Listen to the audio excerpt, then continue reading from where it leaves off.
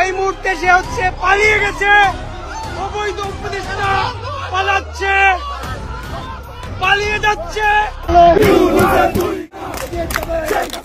এবার নিউ ইয়র্কে পৌঁছানোর সাথে সাথে ডক্টর ইউনূস আওয়ামী লীগ নেতাকর্মীদের হামলার মুখে পড়েন। ডক্টর ইউনূসকে উদ্দেশ্য করে বিভিন্ন স্লোগান দেন। পরিস্থিতি ঘোলাটে হলে বিএনপি সমর্থকরা হামলা চালায়, ফলে ধাওয়া পাল্টা ধাওয়া ঘটে।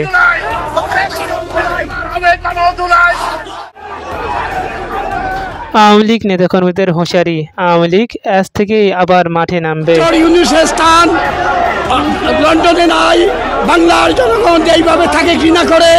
আমরা সেই ডক্টর ইউনূসকে লন্ডন থেকে আমরা প্রতিহত করব, কালো পতাকা দেখবো, জুতা মারবো।